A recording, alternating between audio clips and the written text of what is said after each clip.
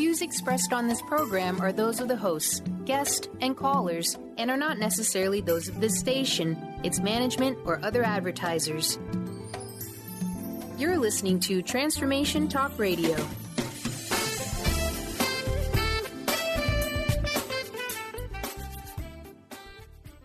Welcome to Cultural Brilliance Radio, the DNA of organizational excellence with Claudette Rowley.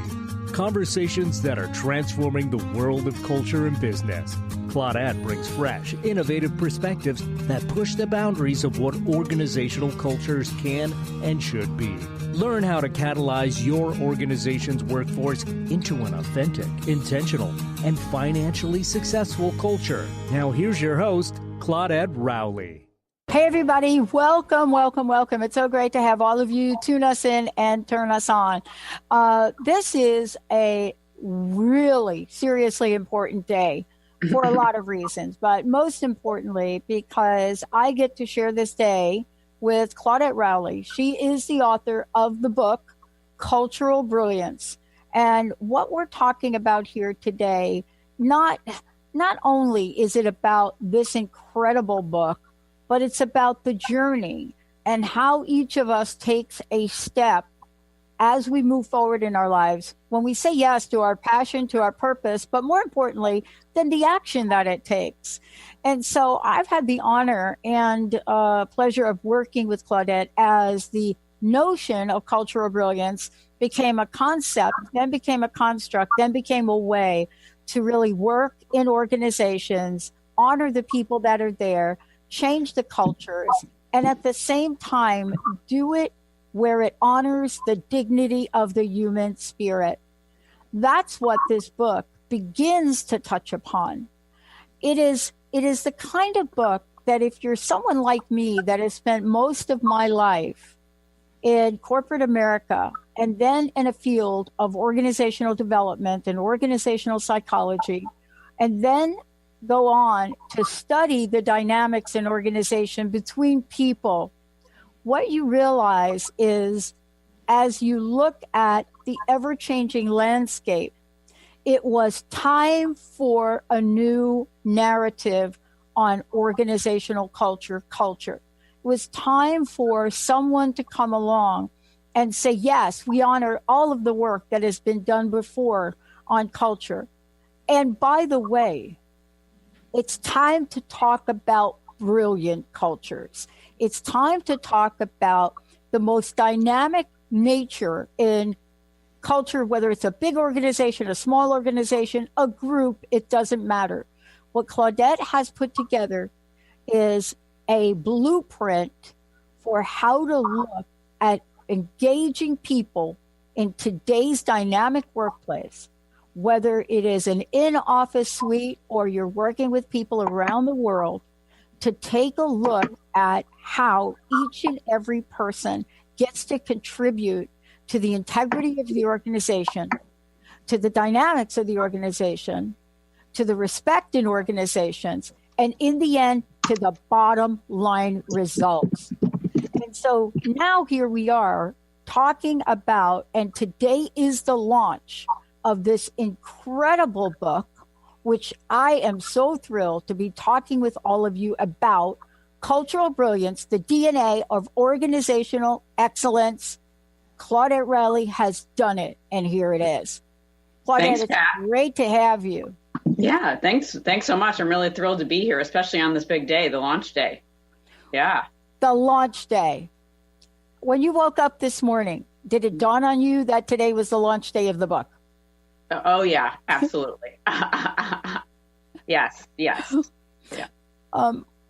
Look, there is, there are many things I've just said, but one of the things that I'm really struck by in having worked with you on the book and watched what you created here is the fact that there was a clear need to write something, to outline something, to create a system so that organizations can look at not just what's not worked in the past, but what it really means, what it takes to take a look at people in the organization and consider who they are as individuals, yet at the same time, build a culture of excellence.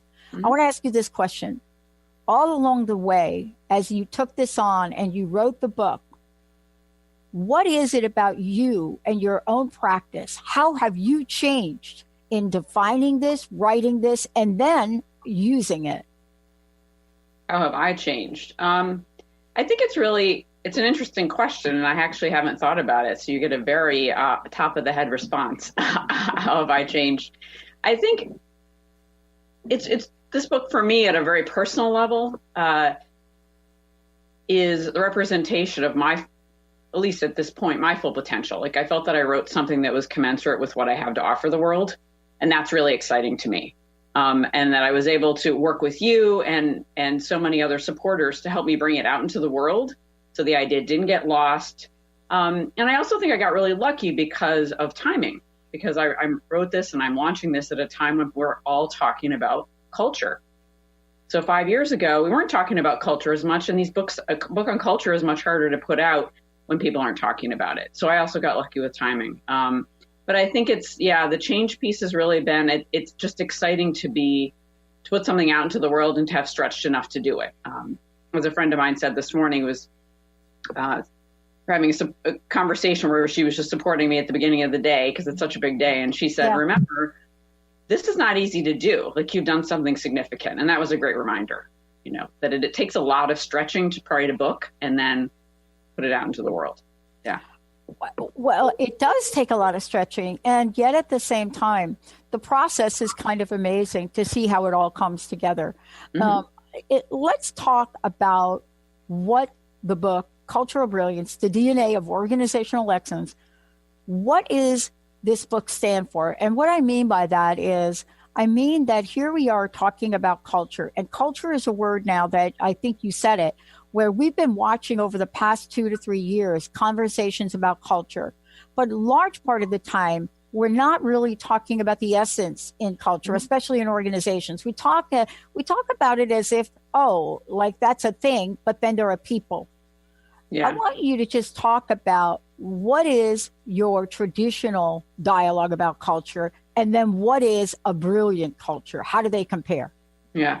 The traditional dialogue about culture, and again, this is, in fairness, is changing, as people, there's, I think, a range of conversations right now about culture, but the traditional dialogue was much more how things are done around here, right?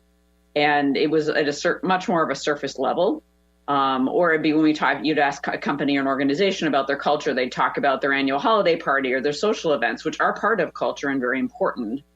And now we're hearing when people talk about culture, especially when they know a little bit more about what it really is, it's a deeper conversation and understanding how it's about behaviors, right? It's about beliefs and norms.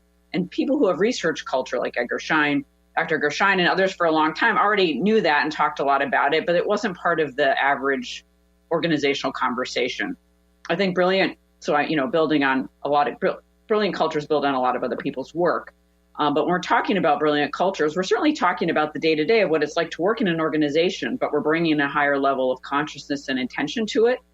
And we're viewing culture as something that actually helps the organization move into excellence.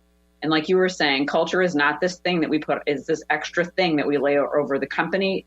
There is no culture without people. Obvious statement, but believe it, the dots are not always connected in dialogue on culture around that. Just like we have no organization without people. So people and culture are almost synonymous in a way, a group of people and culture. I mean, it's pretty much the same thing.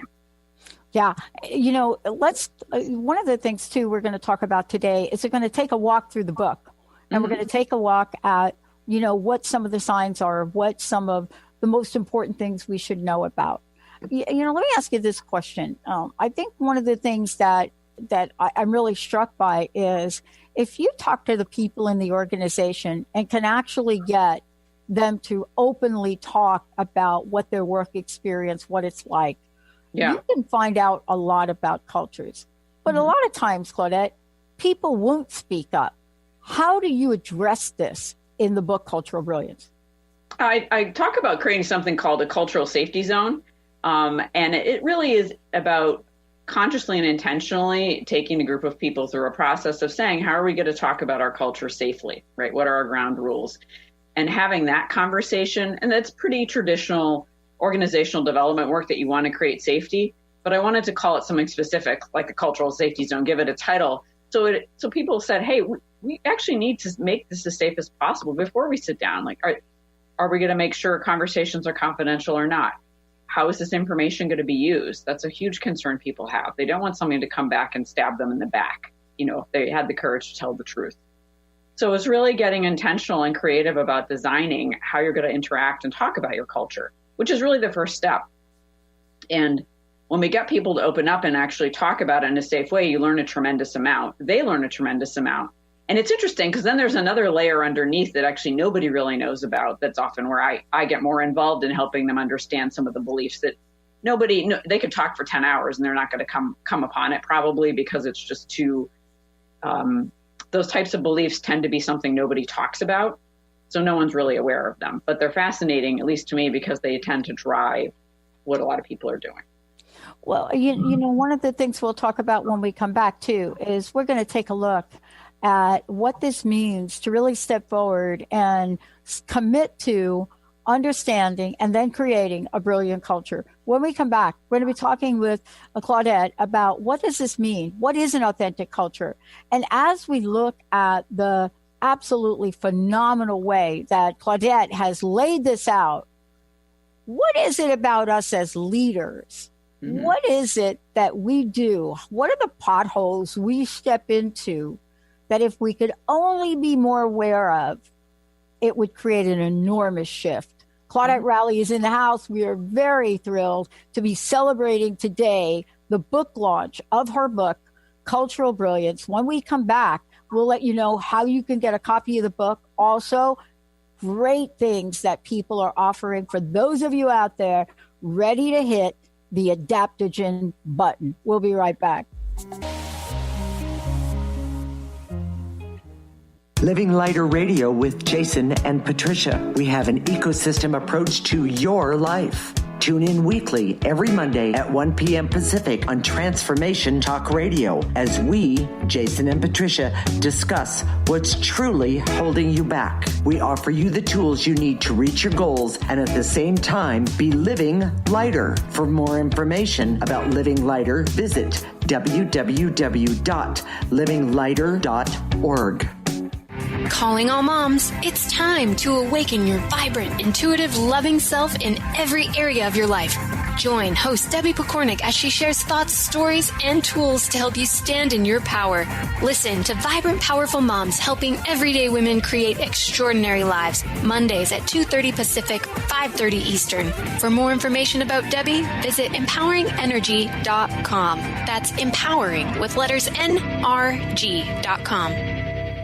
Golden Otter Divinations Radio, where the metaphysical meets the mainstream with Autumn Seibel. Tune in the first Friday every month at 9 a.m. Pacific as Autumn, educator, health coach, and medium, explores metaphysical and mainstream strategies on how to elevate your level of conscious living. Draw in the abundance that is yours by divine right. For more information about working with Autumn, visit goldenotter.us. That's golden like the precious metal and otter like the precious animal.us. Are you looking for the perfect setting for your next workshop or retreat? At Spirit Fire Meditative Retreat Center, cultivating consciousness is what we do best.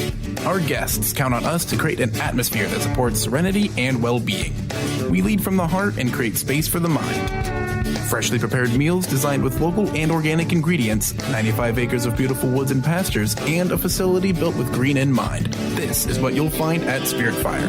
For more information, visit spiritfireretreatcenter.com. Hi, everyone. I'm Samantha. My name is Susan Glavin. My name is Momo Estake. Hi, I'm Cornelia Stephanie, and I'm here to inspire creatively wild women to rise rooted in spiritual and material abundance.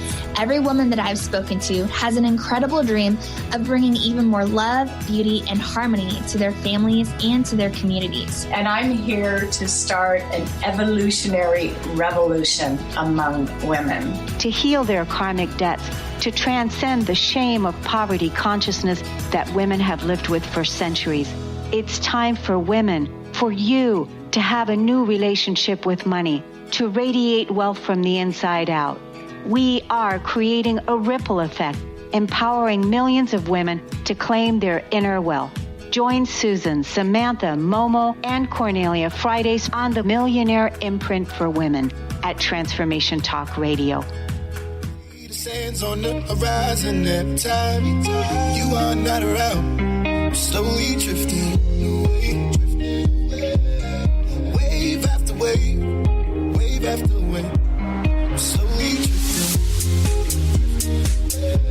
And it feels like I'm drowning, pulling against the stream, pulling against the wave. Wave after wave, wave after wave, slowly drifting.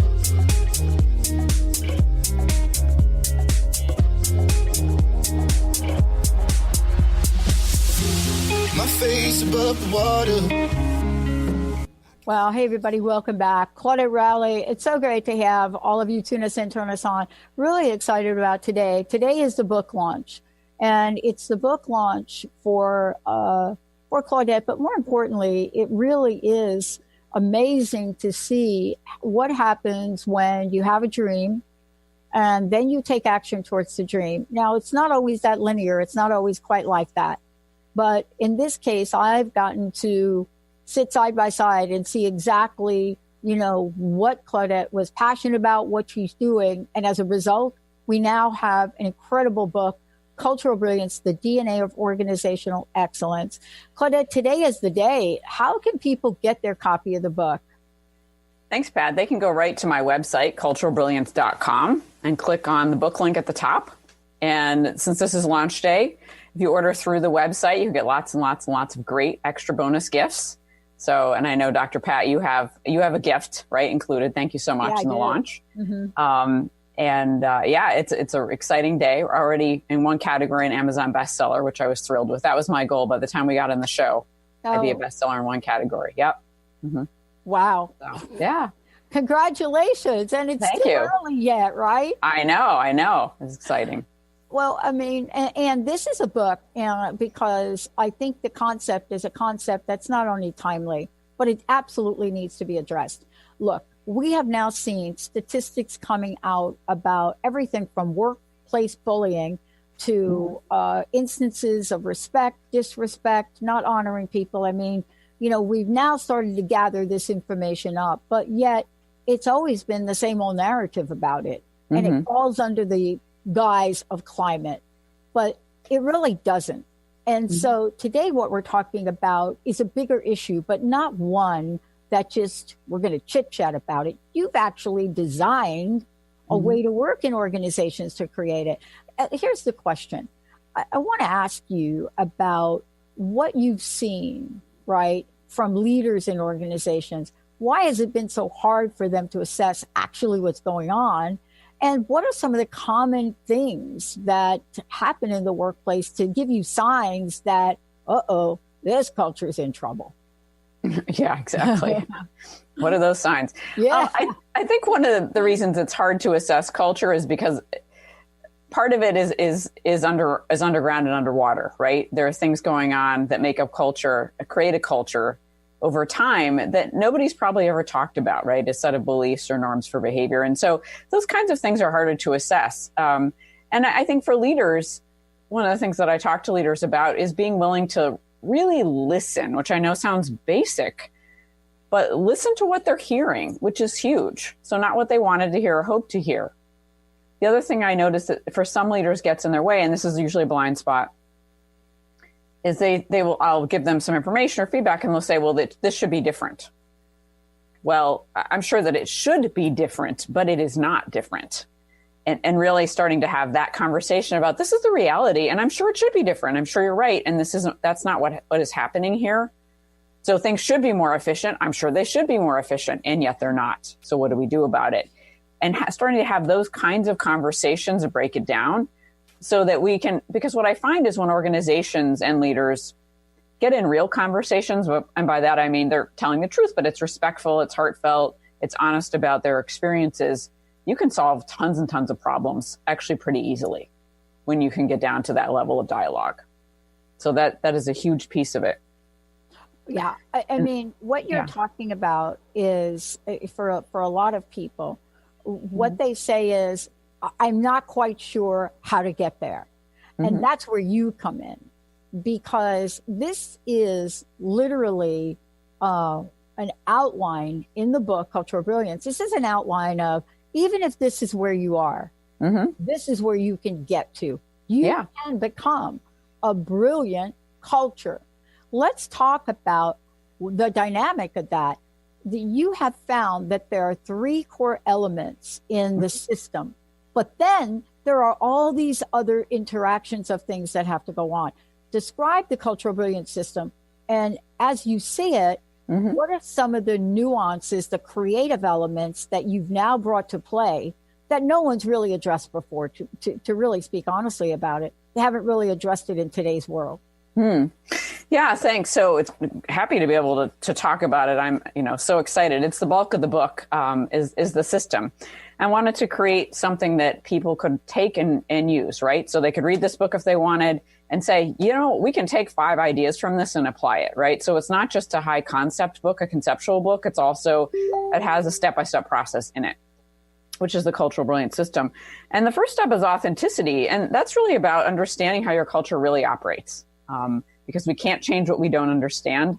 I was in an organization recently where someone also said, I can't change what I don't know about. And he was really angry because he was getting feedback about 3 months too late about something. And he said, how could I change something I don't even know about? Why didn't you tell me? And I bring up that example because it's off, when we're working toward having a more brilliant culture, that's really important, that people need feedback on time. It's a key complaint. So really, how does at the heart of culture, how does it really operate? And then then I created something called the contextual emergence transition. And all that really means is, now that we've uncovered all this information about our culture, what we like, what we don't like, what we need, what we don't need, how are we going to decide what we want to bring forward with us? Like, if this is a journey, what are we taking with us and what are we leaving behind? And that's where we really start to understand, where the culture is really brilliant and where it's getting blocked. And so that's a little nuance there that I put in place. It's a transition point. And then we move into adaptogen design, right? And I always have to give you credit for this, Dr. Pat, the use of the word adaptogen. And adaptogens, for those who aren't familiar, because I wasn't up until several months ago, are herbal substances like maca or ginseng that help the body regulate its system and bring it back to health. So Dr. Pat challenged me to apply that to culture.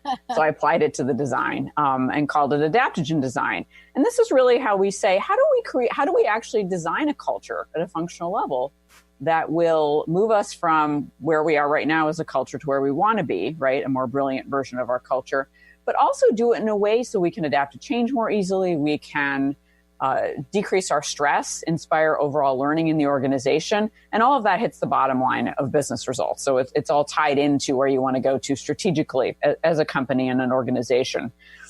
Then once the organization has a design in place for their culture, we actually test it out. We prototype it. We try it out with a team, a department, a couple of departments, whatever makes sense.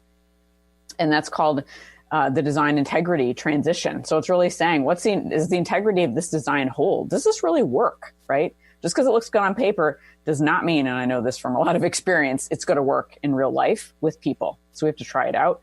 We get feedback, and then we go into the implementation phase, which is also called integration, right? So we're integrating this design into the organization and the culture. And all of this is done, because I haven't mentioned this, with tons of involvement from people in the organization, from all different levels, from all different areas and departments. So we bring as many people as possible into the involvement of this, because they're giving then a really holistic, a 360 viewpoint on how this works, their experience of the culture, how these designs work, how these prototypes work.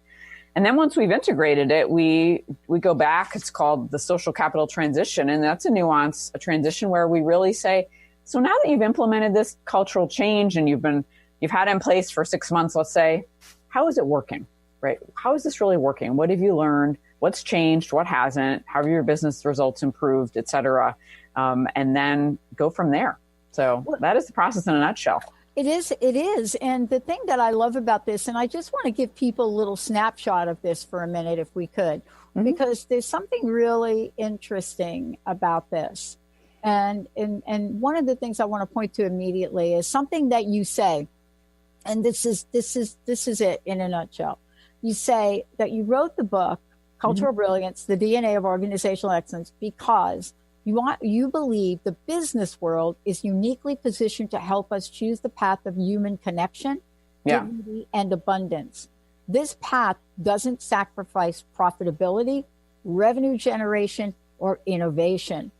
And that, to me, is one of the key elements that you point to over and over and over and over again throughout the book, to remind the reader, to remind the leaders of organizations, to remind the employees that this book isn't just for the top 1% of the organization. It's for people that want to understand what's going on in their workplace, how to anticipate, and how to implement change. I mean, this is what we're talking about. And it's a very different conversation that I believe about culture, because it does bring in another element of it. And that is what we refer to as climate. So the minute we use the word dignity and respect, now what you've done in this book and in your work, you've said, we're not just going to talk about this thing that it's hard to wrap our minds around, but we're going to talk about people and how they respond and how they react. And in the end, folks, these are the folks that you want to really understand this and be motivated to perform. That aspect of the book and your body of work, that's what's really, really different. Do you believe that in the world we live in today, that this book is going to cross over between leaders and employees? I would hope so. I mean, that would feel very successful, to me, as a contribution. Leaders need to be on board with cultural change. And I think I feel really bad when I'm talking with someone in an organization who's not at an official leadership level, who's really frustrated by the culture and wants to change it, right? And I can give them tips, I can give them strategies, I can give them advice, but they're probably going to hit a wall. It's going to be challenging unless they're in a rare organization. And it doesn't mean people shouldn't try, but you do need to have the leaders on board. And at the same time, for someone to say, hey, I heard about this book, and they bring it to their leader or the CEO or whatever and say, would you be willing to read this through or flip through it and see if you'd be interested in it? And that person says, yeah, sure. I always want to improve our culture. I'll take a look at this. Thanks for bringing it to my attention. That's the kind of thing we're hoping for, right? Is that anybody in an organization can pick this up, or they can read it and maybe they lead a team of 10 people and they apply it to their team first and see, how the principles in the book help them, help the team out. So yeah, my vision is certainly that anybody can pick this up and find a way to use it that brings more brilliance into their workplace and, into their lives. Absolutely. Well, one of the things I love about it, and I'm reading about what folks are now saying about the book, and touching upon the depth and the breadth of what you've created, right? Let's take a short break. When we come back, I want to talk with you about the notion of a new narrative and what exactly do we mean by the DNA of organizational excellence. That's a whole fun conversation. Claudette Rowley's in the house. We're going to tell you when we come back how to get a copy of the book, but you can go to culturalbrilliance.com. Right there, click on the book picture, and you will be able to buy your copy of the book as we celebrate not only a new narrative, but what I call some amazing ways for people in the workplace to create their own narrative on excellence. We'll be right back. Is traditional medicine not working for you? Do you still feel as if your health isn't 100%? Here at the Holistic Medical Center, Dr. Nushin Darvish and the qualified staff look through the dimensions of wellness and start a healing plan prioritized to your needs. Our physicians assess the whole you until complete health is achieved. Get the help you need by visiting drdarvish.com or call 425-451-0404. Have you lost a loved one and would desperately love a sign to prove that they are okay? Here's a tip for you. Be curious. Keep an open mind about everything. The proof will come from the most unlikely places. The messages promise to challenge your current beliefs and what you've been taught. Accept and appreciate all, no matter where they come from. I'm Angie Corbett Kuiper. I would love for you to share your signs from beyond on my closed Facebook page, Beyond Grief. Are you ready to create a life you'll really love? Then you'll want to tune in to the hit show Life Design Radio, From Adversity to Awesome with Susan DiLorenzo, live each month on TransformationTalkRadio.com. No matter where you are in your adversity story, Life Design Radio has got you covered. Get ready to feel inspired, enlightened, and motivated. For more information about working with Susan, visit SusanDiLorenzo.com. Tune in to Lucid Planet Radio with Dr. Kelly Neff. This hit show will illuminate your senses and empower you beyond your daily stressors and hardships. Renowned psychologist and author Dr. Kelly will captivate you with far-reaching topics and amazing guests as you wake to the greatest version of yourself. Learn to tap into your intuitions, think critically about our world, heal emotional and psychological wounds, and follow your passions to live your dreams. The Lucid Planet. Welcome home. Visit lucidplanetradio.com for more information. Have you heard of drawing a longer line?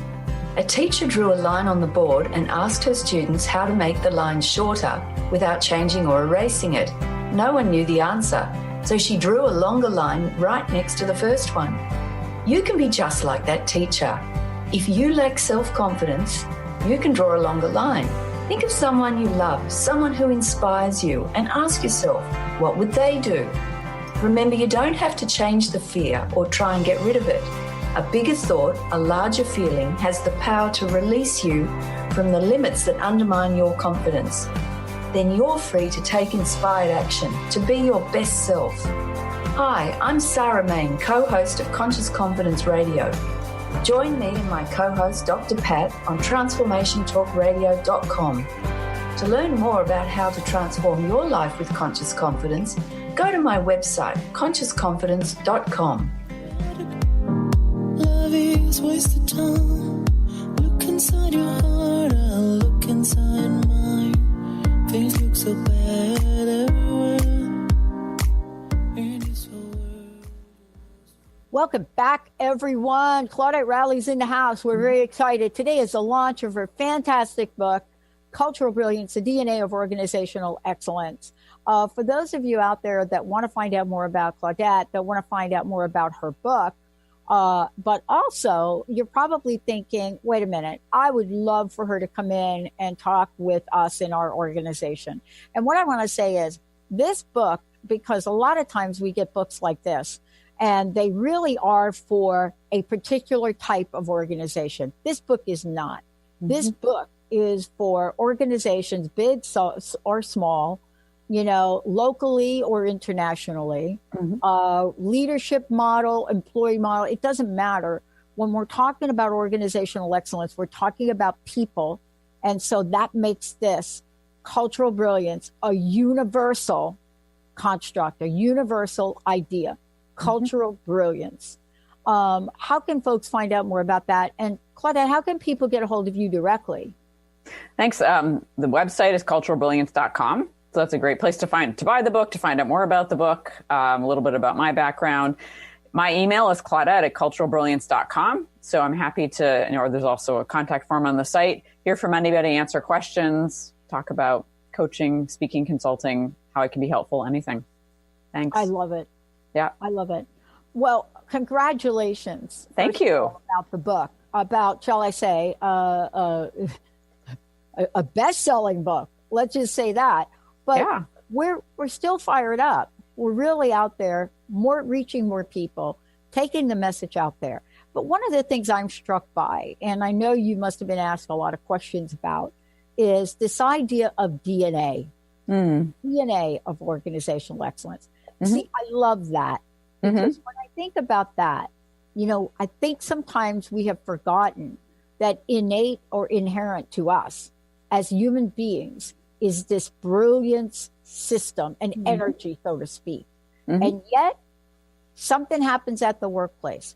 How does this phrase, the DNA of organizational excellence, truly change the narrative? Because, it does.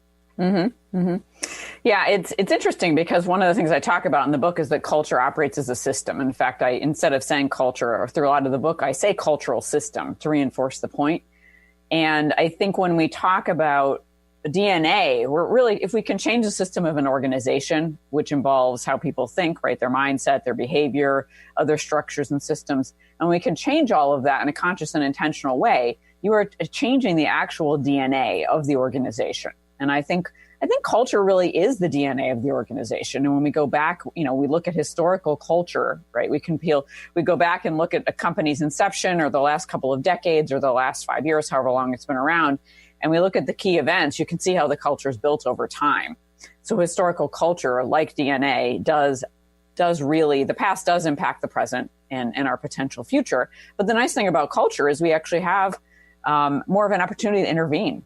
We can change how the system operates, right? We can change how people interact. We can bring things to the forefront and say, is this really how we want to treat each other? Do we really want to be this disrespectful? Do you want to stab each other in the back? Or do we want to have a psychologically safe environment where people feel that they can bring their best ideas forward, that they can share that they've made a mistake, and we can all learn from it? Just even in those two very small examples, you have an extremely different culture and an extremely different DNA that you're setting the stage for. Yeah.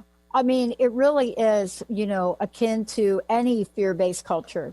Yeah. Where when we're operating in a fear-based culture or let's say you don't feel safe, an unsafe culture, everything that gets presented is a partial representation of what the potentiality might be for any idea, any mindset, any behavioral change, just about anything.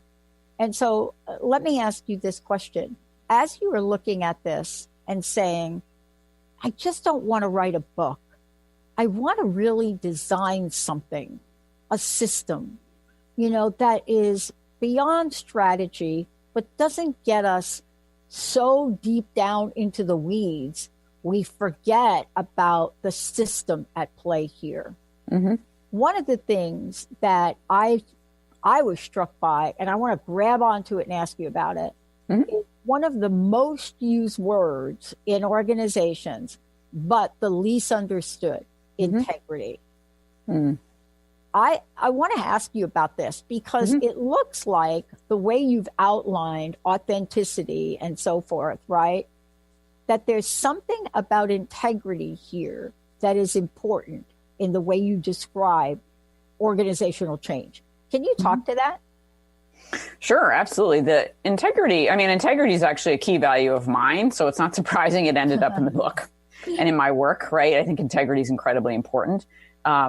And being integrous is important. So, as you were saying that, I was remembering that I have the word design. Integrity is a phase, integration is the final main phase in the process. So the idea of, literally integrating things, disintegrating, is part of it. When we are changing, we know we disintegrate. And then there's this value of integrity. How are we doing what we say we're going to do, right? What are the psychological contracts, which I know you talk a lot about, Pat, in the organization? I think following through of those are a form of integrity.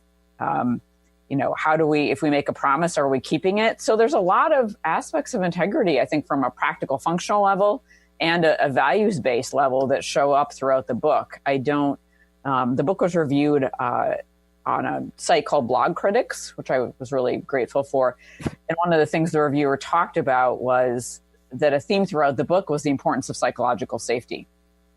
And I agree that you can't have a great culture if you don't have a reasonably safe, trusting environment for people to be in. After that, I think your culture is going to evolve and emerge however it is meant to over time, right? And you're anticipating change or adapting to change, that's going to change your culture. But if you don't have that level of integrity and safety, you absolutely cannot have a functional culture. It's not going to happen. Well, as I go through the book and, rereading the book to chat with you today, there are a number of things that I'm really struck by that I just kind of blew by a little bit, I guess. And that is that the level of engagement by which you recommend or do when you are working with organizations. The worst thing you could ever do in an organization, Claudette, and you know this, you and I have talked about it, is put an organization through a series of assessments. Tell us what you think. How are we doing? And then absolutely do nothing with it, right? Right.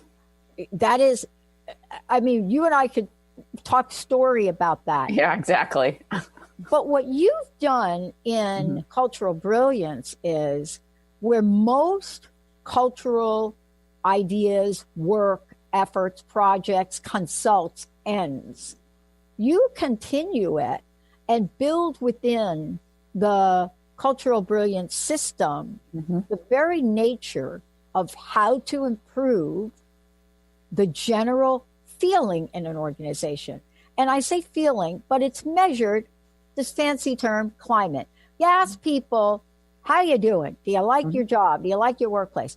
But in what you've developed, because of the way you talk about it, by the very nature of what you're presenting, people and engagement and involvement and being part of the change is what you've built in. Why is that one of the most important concepts, perhaps, that you've identified here?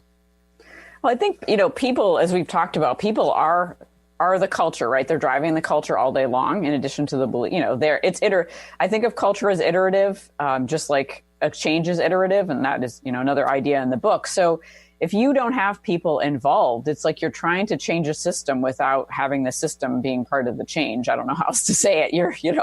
Here, a system, you must change. Let us tell you how to do it. And the system's saying, we're going to do whatever we want because we already have a behavioral pattern.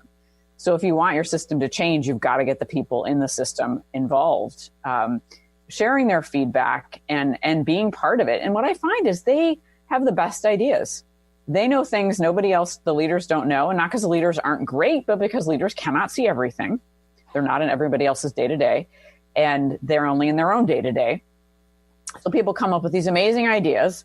They come up with lots of innovations. And one thing that's really striking me is in what you were saying that I wanted to mention is around the feeling piece, is it's interesting that sometimes in organizations, even when the changes are happening, we're at a point where there are a lot of positive changes happening, things people wanted to see change, that's actually occurring, right?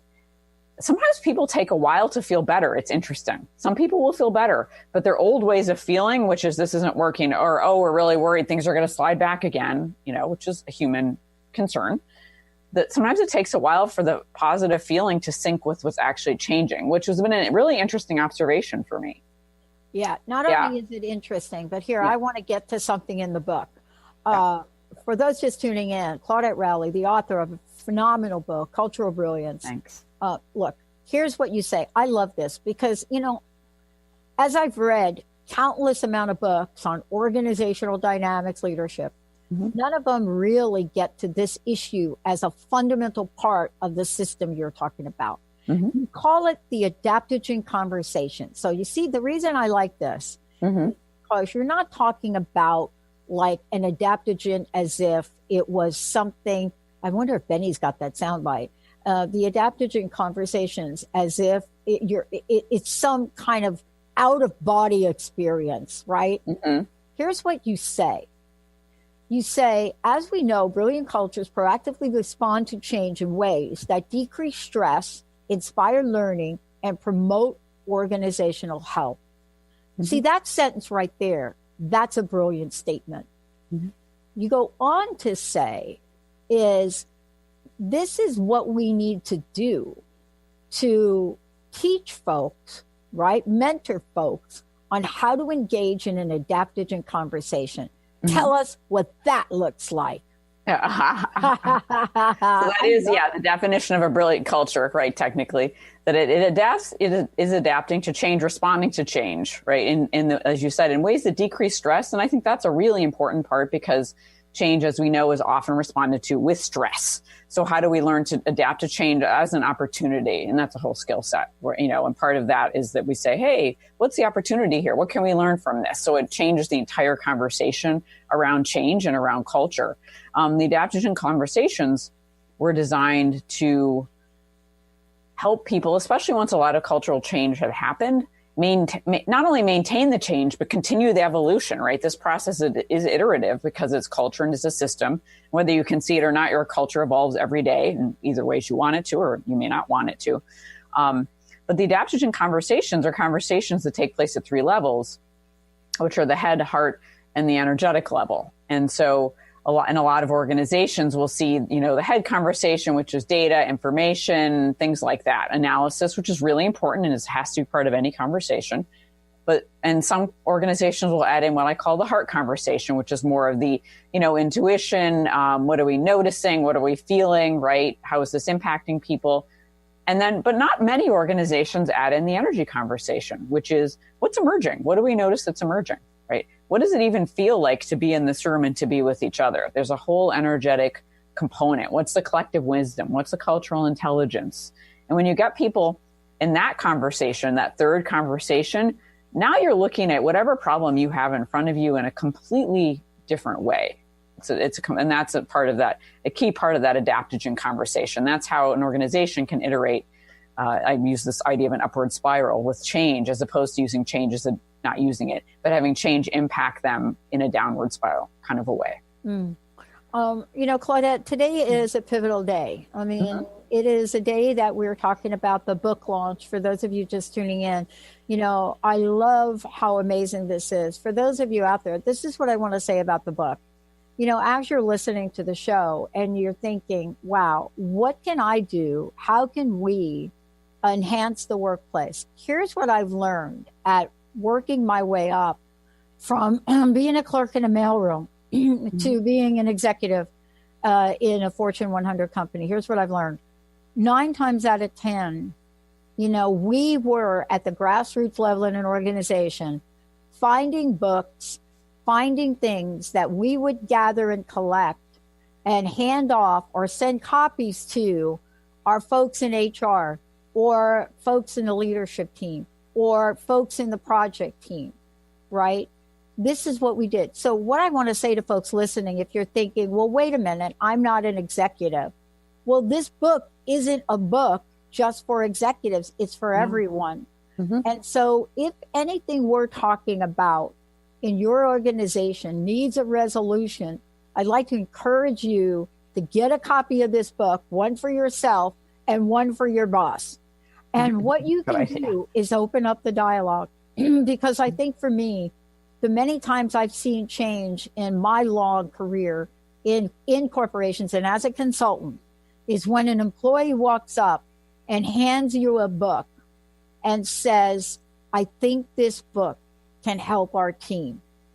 And I that's what I love about this book, because you didn't write this book for somebody that has to have a PhD in organizational something or other. This book is written in a way that it's practical, it's powerful, it's eventful, and it's a blueprint to follow.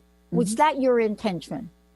Absolutely, it was my intention. I wanted the book to be accessible. I wanted the book to be something that someone could take and actually use. So not just a set of ideas that, someone would read and say that, wow, this is really interesting, but I have absolutely no idea what to do with this, right? I wanted people to say, I could take this and try this out or try out part of it in my organization. So it was always my intention that it was a usable book, a blueprint.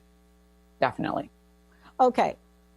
I want to ask you this. Let's talk about the vision for Cultural Brilliance. Of course, we've talked about the book, but I want to talk about Cultural Brilliance now and your commitment to literally create permanent, lasting, positive change, because this is a book of positive change. Definitely. And I want to ask you, where does the vision take us from your perspective? Of course, today is the first day, the book launch, but tell me from your perspective where the vision could take us, and why is it so important for people at all levels to take a look at what they can do differently, to have a vision in a sense for themselves? So, I think for me, my vision for Cultural Brilliance is, it's what you read about how business can really change the world. And so I see, I think about it, all different sorts of organizations and businesses. And if they had cultures that really source the potential that's in the organization, they would be making different decisions. Maybe they'd be making the same products. Maybe they'd be making different ones. I don't know. But they would be doing something different in a way that really contributed to the world, even more than they probably already are.